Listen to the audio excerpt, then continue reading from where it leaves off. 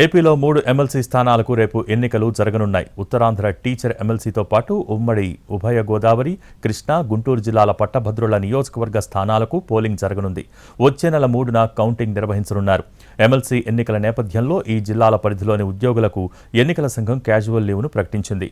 దీంతో ఉద్యోగ ఉపాధ్యాయులు తమ ఓటు హక్కును వినియోగించుకునేందుకు అవకాశం కల్పించింది.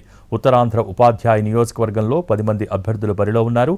123 పోలింగ్ స్టేషన్స్లో పోలింగ్ జరగనుంది. 22,493 మంది ఓటర్లు తమ ఓటు హక్కును వినియోగించుకోనున్నారు. శ్రీకాకుళం, విజయనగరం, విశాఖపట్నం జిల్లాల పరిధిలో ఎన్నిక జరుగుతోంది.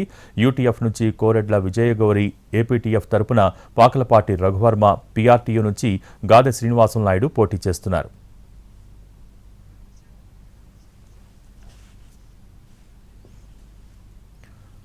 విశాఖలో టీచర్ ఎమ్మెల్సీ ఎన్నికల కోసం పోలింగ్ మెటీరియల్ పంపిణీ కార్యక్రమం మొదలైంది. 6 జిల్లాలకు పోలింగ్ మెటీరియల్ని ప్రత్యేక బస్సుల్లో పంపిణీ చేస్తున్నారు. ఈ ఏర్పాట్లను జిల్లా కలెక్టర్, రిటర్నింగ్ ఆఫీసర్ దగ్గరుండి పర్యవేక్షిస్తున్నారు. ఎమ్మెల్సీ ఎన్నికలకు కట్టుదిట్టమైన భద్రతా ఏర్పాట్లు చేశామంటున్న కలెక్టర్ హరేంద్ర ప్రసాద్తో మా ప్రతినిధి చిరంజీవి ఫేస్ టు ఫేస్ ఇప్పుడు చూద్దాం. ఓఎస్ఎస్ ఫర్టిలిటీలో ఇక్కడ ప్రతి అడుగులో ఎక్స్పీరియన్స్ డాక్టర్స్ ఉంటారు. In the good hands of science. Mummy daddy అవ్వాలంటే ఓఎస్ఎస్ కి కాల్ చేయండి. ఉపాధ్యాయ ఎమ్మెల్సీ ఎన్నికలకు సంబంధించి ఇప్పటికే ఏర్పాట్లన్నీ కూడా పకడ్బందీగా పూర్తవుతున్నాయి. దీనికి సంబంధించి జిల్లా కలెక్టర్ గారు కూడా ప్రస్తుతం పోలింగ్ ఏదైతే డిస్ట్రిబ్యూషన్ ఉందో ఆ సెంటర్ కి పరిశీలించడం జరిగింది. ప్రస్తుతం మనతో మాట్లాడడానికి కలెక్టర్ గారు ఉన్నారు.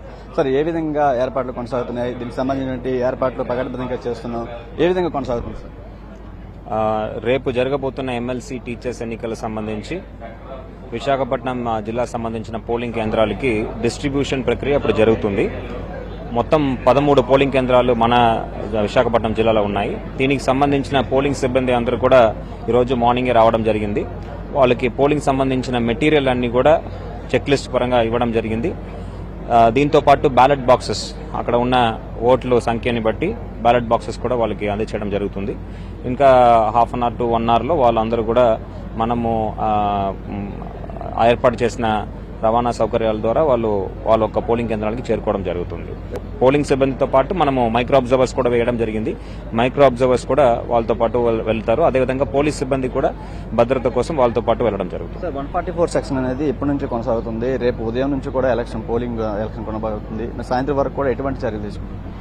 అంటే ఎల్లుండి మార్నింగ్ 8 AM దాకా ఈ 144 అనేది అమల్లో ఉంటుంది.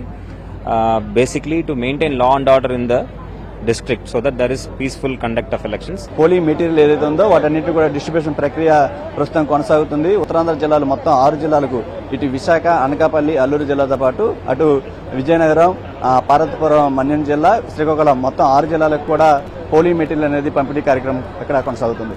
కెమెరామెన్ రవితో చిరంజీవి టీవీ, విశాఖ నుంచి.